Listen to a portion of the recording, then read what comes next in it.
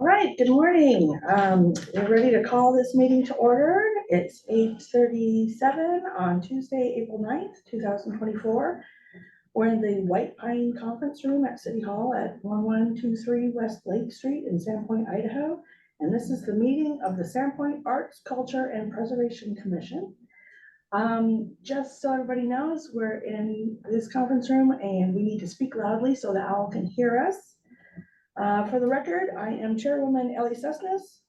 The other commissioners who are present are Barry Burgess, Anna Combs, Kate McAllister, Caitlin Shook, and we have Karen Wiedemeyer on Zoom and Mike Lithgow on Zoom. Keely Gray is absent and Rick Decker is absent. Did I get everybody? I think so. All right. We will now proceed with the approval of the minutes from the commissioners' last meeting. I entertain a motion to approve the minutes from March 12th, 2024. So we have a motion. Is there a second? Caitlin seconds. All in favor? Aye. Any opposed? Motion passes. All right, so onward to the financial report. Do we have any new numbers? We do. There was a SURA meeting this morning, and just as a reminder, that's a Sandpoint Urban Renewal Agency, and we get a 2.5 increment from their projects for art. So for the downtown area, that region, we have $178,742.34. In the northern region, we have $100,035.30, and this was as of March 31st.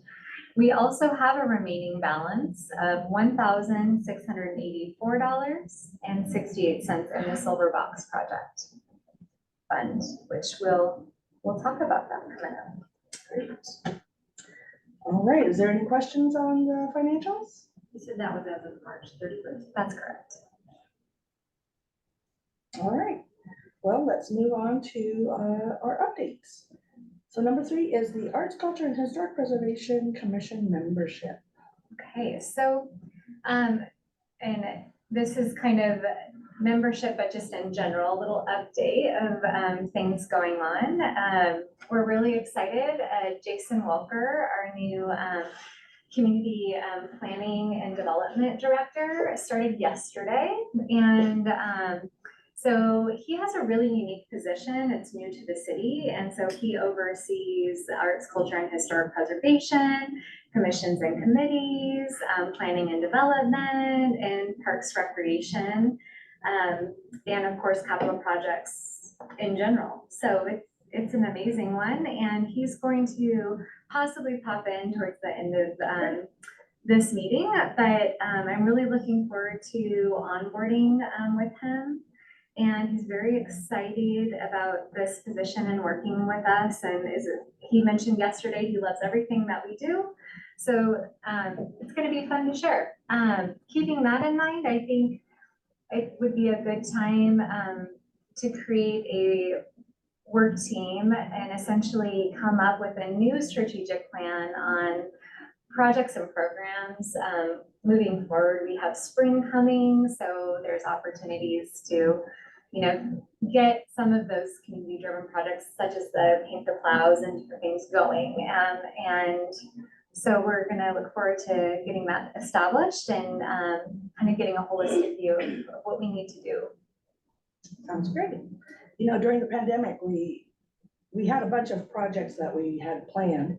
And then, of course, the pandemic came and we got sidetracked on a lot of those community-driven projects. And so having a strategic plan to, kind of get everything back on track and get going on some of those projects, it's going to be very exciting.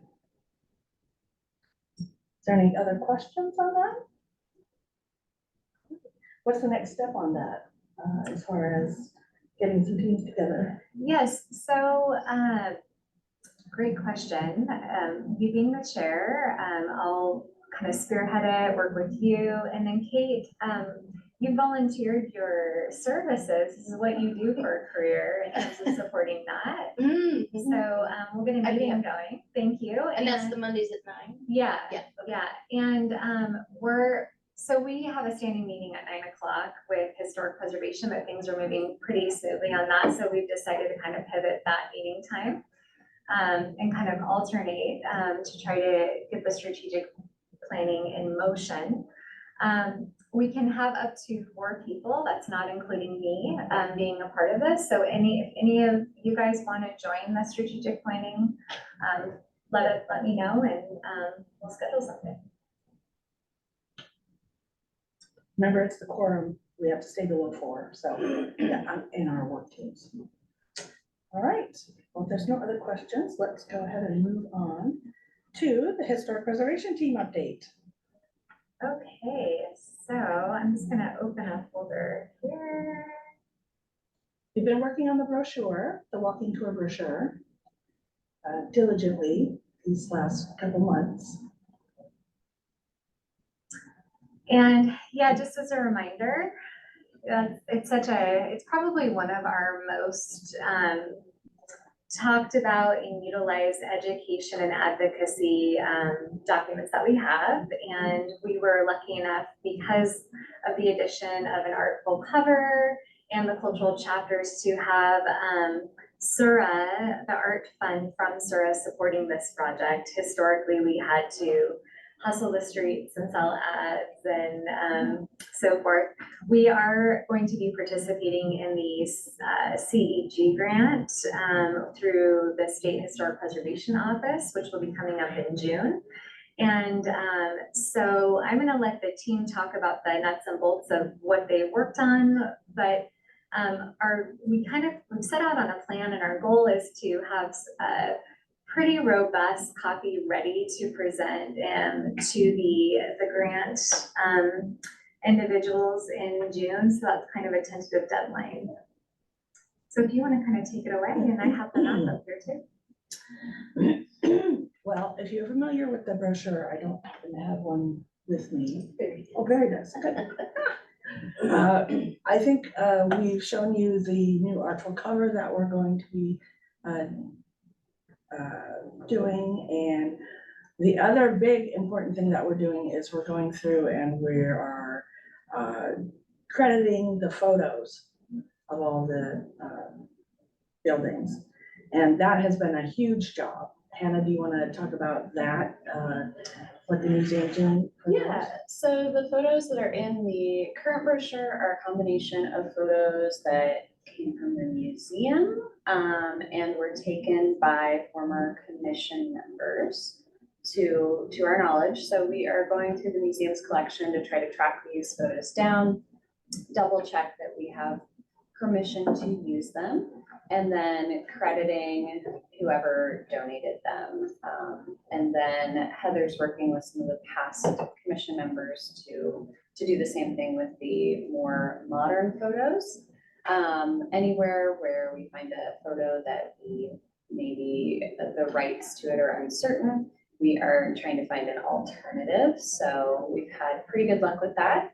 And yeah, just making sure that everyone who provided those photos is credited.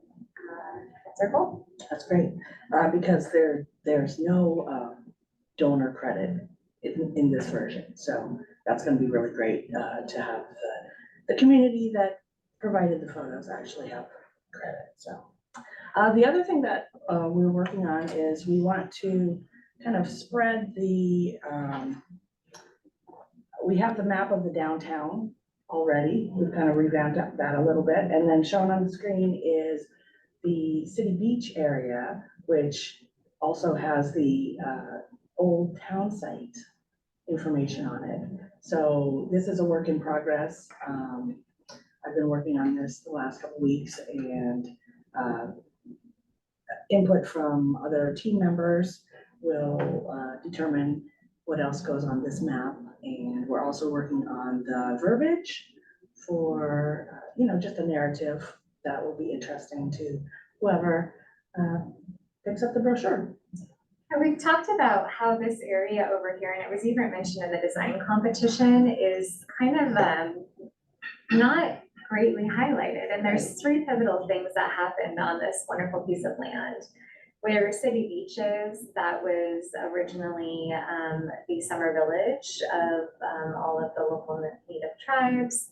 So that's kind of one story, one chapter, and then you move on to the early town site, which has a whole nother realm of exciting information and our early culture, our early history as a community.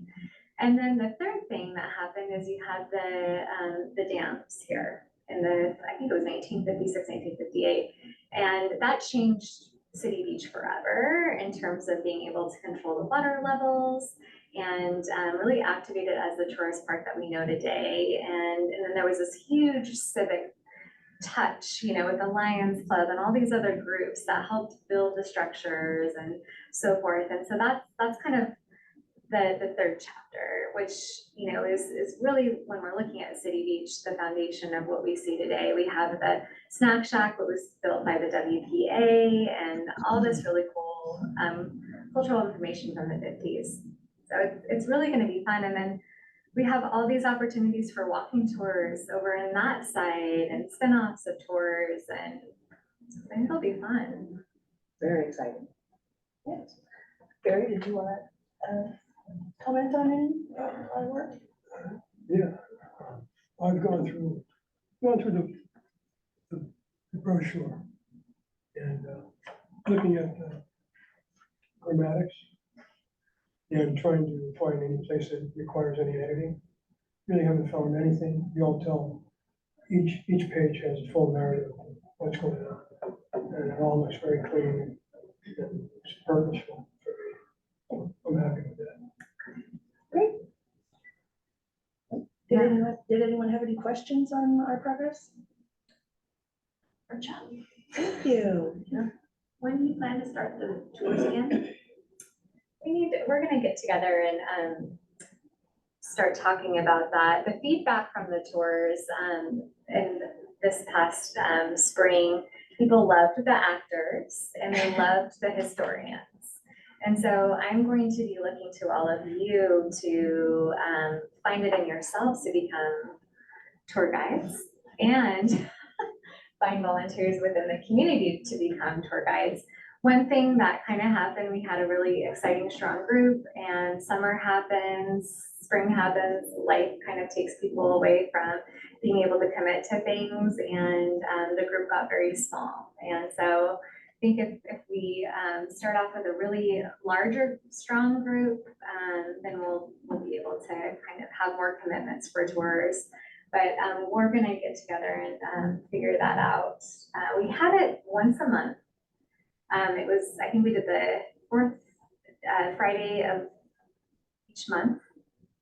And so let's actually bring that to our next meeting and talk about that tour, because I think it's been one of our most popular cultural enrichment moments. And we have another new employee. We have so many new people in the city. It's exciting. But Cami, we have a new Parks and Recreation superintendent that was just hired. Is that correct? Yes, she starts April 15th.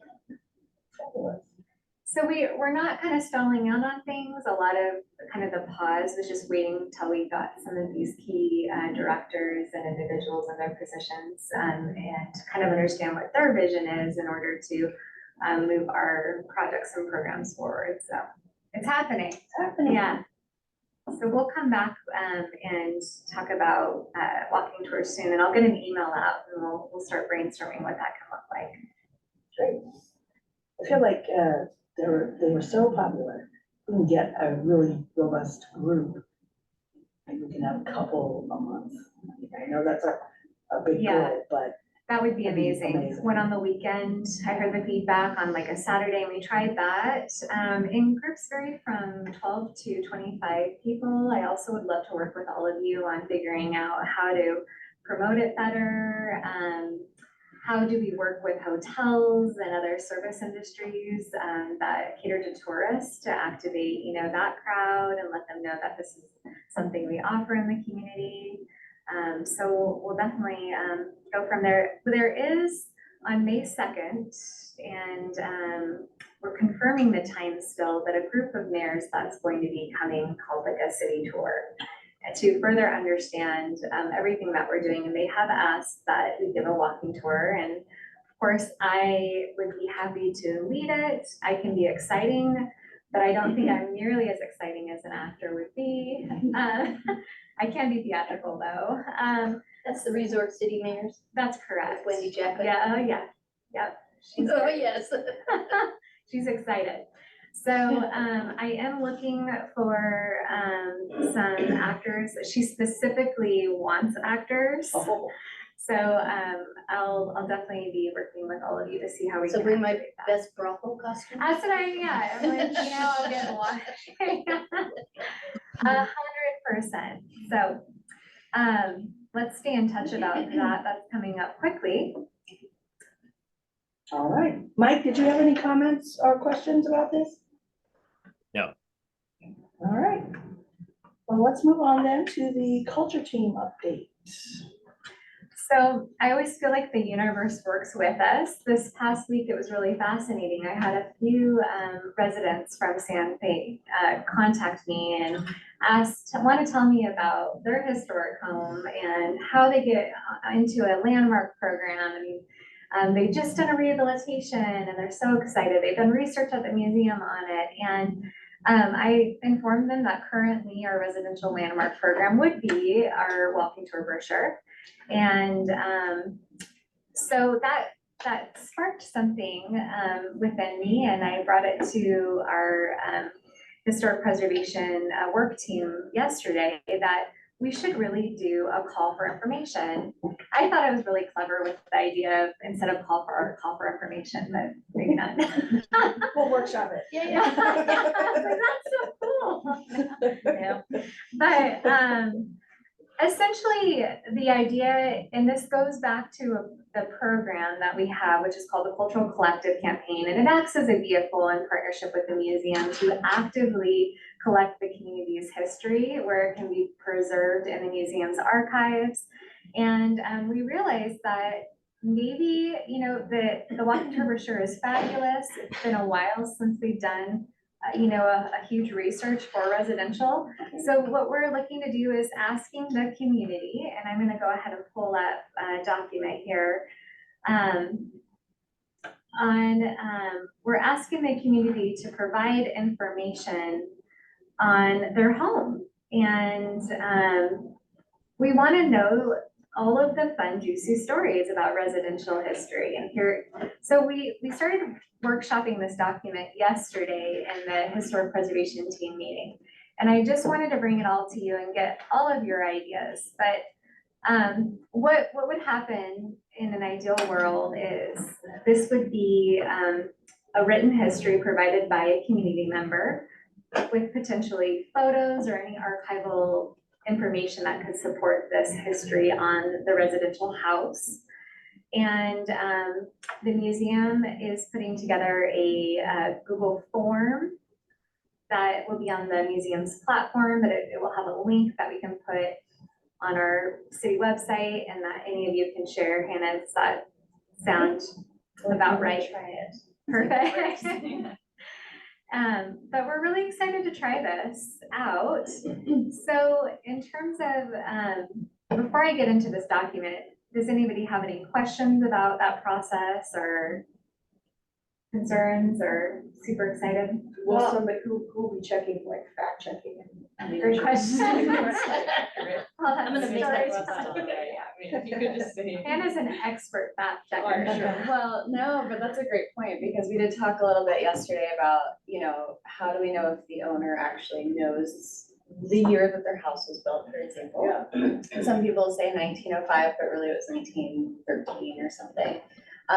So that's something we still need to figure out is, for now, I imagine we would just focus on collecting information, and then as we have researchers available to go through it, maybe they could go in and say like, this is verified, and so forth. It is gonna be tough though. And you get that information from planning, right? Yeah, we have some historic surveys that have been done by consultants that include plats and so forth. So we would go into the city and the museum records to Yeah, do research on that. because the last time my house was surveyed was when it was built in 1918. And so the pins were, I mean, it's just a little square mill manager's house. It's not any big fancy thing, but yeah, so there were no Great pins because cultural the pins were wood, Right. right? And so it's like, I'm not doing a survey, we'll just take it as good. Well, we have to think about staff bandwidth as far Right, as like exactly. this kind of thing. But as far as like being excited, you know, when we were shopping yesterday, we were Google Earthing my neighborhood, and you know, you just go off on all the crazy stuff you've heard, and The it stories was that super this one fun. has over here about growing up at Sandpoint, Nice. so good. So then we went down the rabbit hole and we're like, we should do neighborhood identity story. Like, Barry should write a novel about each. Yes. There we go. neighborhood. I mean, it's awesome. So, yeah, Yeah, it should be super endless, fun, super endless fun. options. But just in terms of the call, super fancy Word document up here that we started with, but we just kind of, and we're gonna go through this together, and please give your input, but kind of starting with like the basics, like what's your address? What's the current owner's name? How long have you lived there? Previous owner history, names and dates. How old is your home? And we're figuring out what the best look will be for this. Maybe it's a ClearDev page that we develop, or Canva, but it will talk about a set of criteria for participation. Really, probably would make sense that we have a year date in terms of how do you qualify a historic home? What are the parameters that we're looking for? So we create, you know, the corral, and people can buck around in it, right? How does your home speak to you? What are the unique characteristics? How much change has your home undergone? How much has the lot changed? Has anyone significant lived there? Do you have any stories about previous owners? Is your home associated with significant historic events or with an organization? Do you have a heritage tree or any other significant landmarks associated with your property? Now, we do have a historic tree brochure, and I'll get that out to all of you. I have it in a PDF form. It's amazing. Yeah. And that's actually what the original inspiration for the format, where it came from for this brochure, historically from the Historic Preservation Commission. That tree brochure is so brilliant. So, and we have a new urban forester, Eric Butch. Oh, He's really? fantastic. Oh, wow, that's awesome. And he's just getting onboarded with that position. And then we additionally have just opened up the Urban Forestry Commission. So essentially, what's going to happen is once they get set up, they will be working with our commission and will help flesh out the tree program. So that's another, there's endless opportunities for us to be involved, right? But right now, we're certainly going off of what heritage trees are in the brochure. And I go back to the individual that was asking about landmarking her home, having it on the walking tour. She has a historic butternut on her property, which is super cool. And so that's why we put it in here. Okay, so this is the real fun part. Bear with me. Does your home have any legend, folklore, or mystery surrounding it? AKA ghosts, right? Yes. Yeah, we want to know. Yeah. Kenna doesn't. We do. We do. Back you down from ghosts to legend. We really workshop that one. Do you have anybody that lives there that's no longer living? She was like, no. We want to know the ghost stories. Everybody wants a ghost tour. So anyway, we'll figure that out.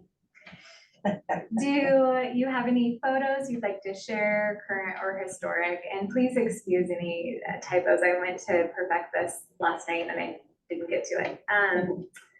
And so then we're gonna have a little tickler that Hannah will put together, talking about how the museum's a great place to preserve your history, donate your archives, your objects. If you don't wanna donate original photos, they can scan them in, so it will be a pretty fleshed out, a supportive page on letting them know how to participate in this. So anything to add to this? So one thing, I know we have a lot of different questions here. Some of them do deal more with the facts of the property and house. Some are more the stories that people can tell about it. One thing we mentioned briefly in terms of like the factual side is if it would make sense to in some way mirror the fields that are on the like National Registry application, so that if someone has already filled this out, they would then have a lot of the information they need if they ever wanted to apply for the National or State Registry. So I don't think we've had time to look into that, but that's one thing we can consider adding. Well, that's a great suggestion, because the more work we can do on the front end to promote these other programs and not have a lot of changes is fabulous. So, And you great guys, to be thinking ahead. absolutely, you're all the stewards of the historic residential and commercial inventory. So it's understanding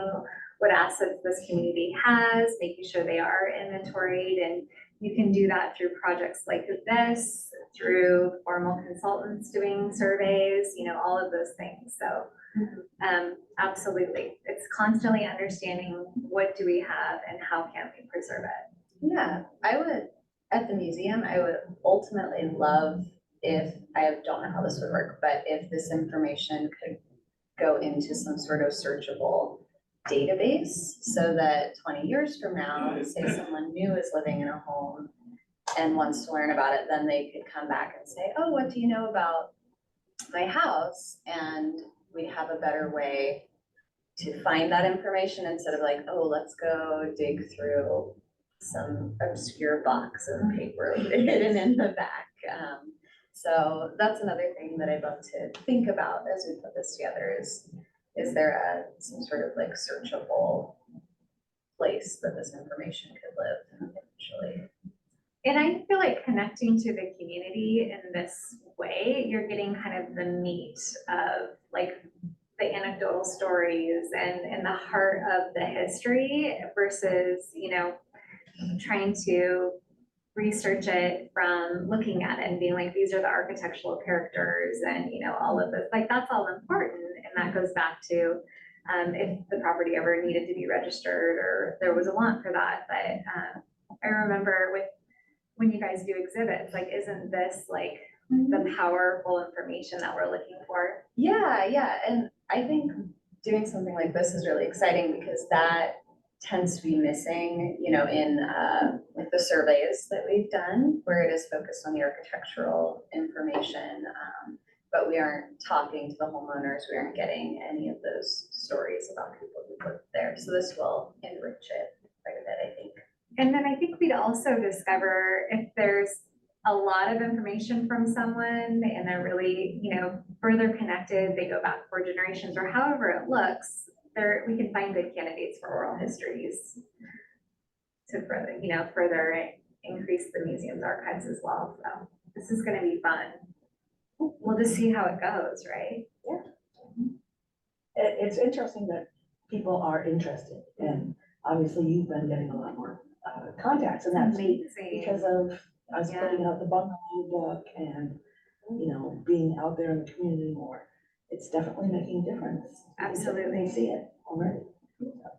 Speaking of that, I was also contacted by a gentleman who's an architect who's rehabilitating a property and was so inspired by the work that you guys did on the bungalow that he was wanting to know more and how the commission could support his endeavor. And so the work team is meeting with him and seeing what that looks like. Actually today, right? Today. So it's happening. It's exciting. Any other questions about this? I'll make sure to send it out to all of you before it gets released. And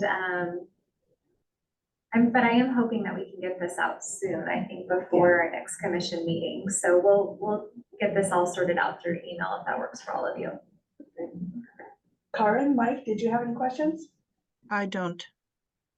All right. No, I was gonna add just that that the concept of having a searchable database seems like it would fit really well with a geodatabase, or utilizing GIS and kind of connecting it to the parcel number would be an excellent way to preserve that information and tie it to that actual location. It seems like that would be pretty valuable to have moving forward. Great. Thank you for that. All right. Well, if that's it, then let's go on to number 8, which is art team update. Perfect. I don't know if any of you followed the Traverse Park presentation to council. It was approved, so that was the 4 panels by Lori Reed. And Got some good articles in the paper. yay, good. Yeah. And one thing that's kind of interesting, just so you all know, when I present to council, a lot of times the bee and the reader will just cover a story according to a council packet, a staff report that's done in those packets, and watching videos from council presentations. So sometimes press is created and I don't have any notification of that. Sometimes they contact me and I'm able to help give quotes from commission members or from other individuals. So it's always a journey with press, but it's really exciting that they've featured it. So Lori is fantastic. She's been great to work with. Her art is featured also on the utility box wraps by the Jack in the Box. She's an illustrator. She has a master's in fine art. And her panels just kind of hit according to what you guys decided, it was a perfect fit. The one thing that it was kind of interesting, so this was a really short turnaround. Our calls usually, we like to have 3 months to work on them. We only had about 2 weeks. Very short time frame. Ellie was incredible. You put together the heart of the call, and then that went to Cheryl, and Cheryl put it through a solicitation and procurement process. It went so fast, we didn't really have a lot of time to flesh out too many details. And one of the things that we realized as it went farther along, especially being an art call, all of the call, what would you call it? The submissions that we received were amazing, but by the time we got them, we were under a deadline to get the images to the playground equipment company. There was no room for doing a secondary call. And Lori's panels were amazing. The only thing was that there wasn't a lot of diversity in terms of, it was for girls, and I thought one was a boy. yeah, and well, Joel made a really good Like comment. a bike ride. Yeah, the bike rider had it was long hair, so that could be a boy. Yeah. And art is in the eye of the beholder, and it can be interpreted by anybody. I have been getting some feedback from the community though about the feeling that the 4 seem to not be diverse enough. And we did everything we could in the criteria with letting them know that this is an inclusive playground and that we're looking for inclusivity. But with procurement, it has to always be fair, right? So you can't have a quick change and then not go back and allow everybody to change or open the call back up. So it's a little bit of a sticky wicket, in trying to do art calls in a really important procurement process. I did work In such a short. in a short time frame. Otherwise, we would have redone the call and asked for more options. So I worked with Cheryl on this, and we did find a way to successfully put in the front end information where when it comes to council, if there's feedback on adjustments, the artist is able to do that. So that I always believe that when you're faced with something, you learn from it and you figure out how to do it more successfully the next time. And I feel like with every art call we learn, right? And many of you have been on the Arts Commission previously and you're seniors at this. With every art call, I'm learning. So I feel good about moving forward and figuring that out. And but I'm proud of all of you guys and how quickly you were able to accommodate that art call. I think it was really important that we have local art instead of pre-manufactured art on that playground. Right. Yeah, I thought that was a boy. That's funny. Yeah. I was just happy that diversity was the redhead, I'm telling you. Yeah. Well, and I figure, if the feedback continues to be so strong, we could potentially find funds to maybe have a couple new panels inserted and, we could figure that out. But yeah, it's one of those things where we try to do our best, right? So any comments about that? We keep having all these great art opportunities come our way, which is exciting. And from a previous SURA meeting, I found out from the mayor that there's an opportunity for art in the downtown parking lot. And we talked a little bit about it in the last meeting. I really wanted to wait until our new community development director got on board and he got onboarded, but now is the time that we get a work team together to go out to the parking lot and evaluate the opportunities for art and culture in that parking lot. Again, when I say culture, I think of our Indigenous culture and our community culture, whatever would make sense for that location. And just as a reminder, as Ellie pointed out, we do work teams. So to avoid a quorum, we would work in 4 people for this. So is anybody interested in joining the planning effort on this? Perfect. There's talk of having a kiosk there. There has been one in the past. And that could be upcoming meetings from the city or events in the community, potentially, and some sort of artful gateway. So we know that downtown parking lot could be an arrival moment for people to come park and then explore downtown. So I think there's a lot of opportunities. We would be using the art funds from the downtown SURA fund, which is $178,742.34. Something to think about though with public art, it's expensive and it goes fast, So that's where we're going back to our strategic planning meeting and understanding what do we want to accomplish, what is funded, how are we going to do it, and this is interwoven within that. Very good. Yeah, the parking lot, a lot of people don't, if you're visiting, you don't know where the parking lot is. So to have something that's artful and, purposeful to help guide people to the parking lot, I think that's great. And, I think, a lot of those funds we had anticipated for the downtown revitalization, we ended up not using them. So this is a good chance to use some of those funds. I'm excited. All right, and look forward to having you on the team. And if anybody else changes their mind and wants to get on this, we'll make a plan and get going on it. Okay. Very good. All right, any other questions on that? All right, now let's move on to number 7, around the room. Any general announcements from staff or commissioners? I'll start. Funky Junk is this weekend. So exciting. Our annual vintage show at the fairgrounds, Saturday and Sunday from 10 to 4.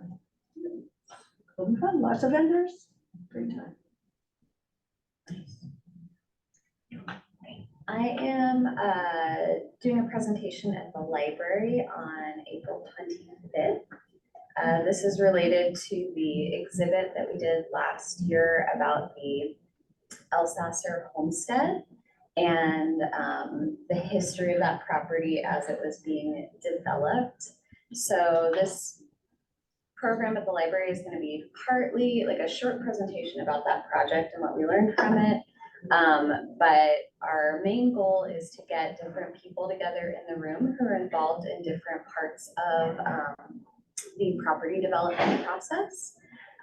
People who know about historic preservation, people who want to know about historic preservation. So just to discuss how understanding the history of your property can help as you are developing it.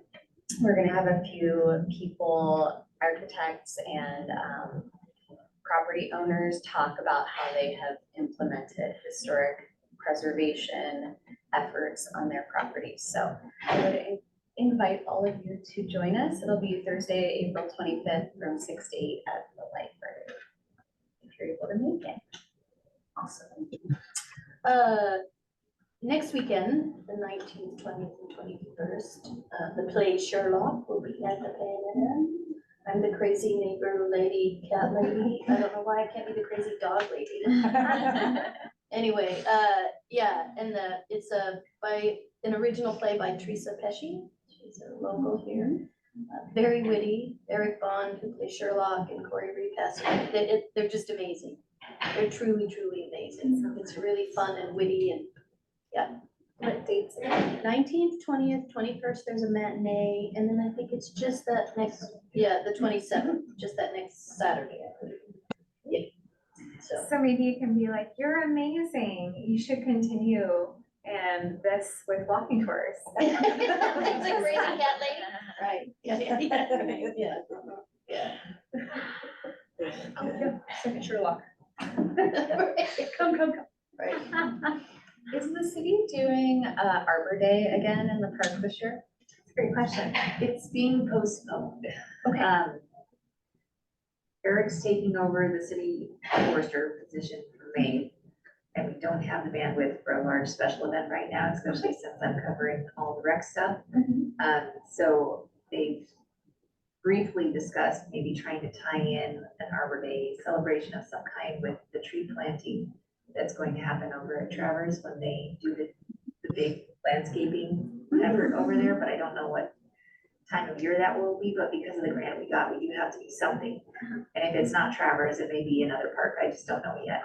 But it's probably gonna be sweet and simple this year. Perfect. Just so we get our feedback under us. If there's anything at Lakeview that we could be open for. Okay, we'll let you know. Okay. All right.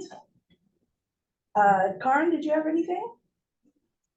Well, regarding contribution to arts, I would like to share something kind of unique, I would say. We received the Creative Aging grant, and I created the program Music Matters Mature, just so, which became a huge success.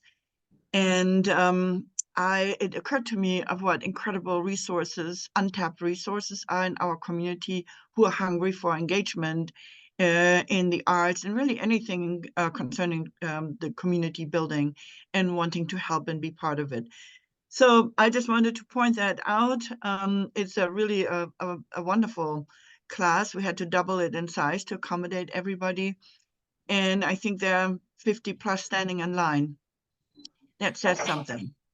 So that I just wanted to share that. On the other hand, really right now my feet are kind of standing firmly in building and historic preservation because I am boots on the ground with our building.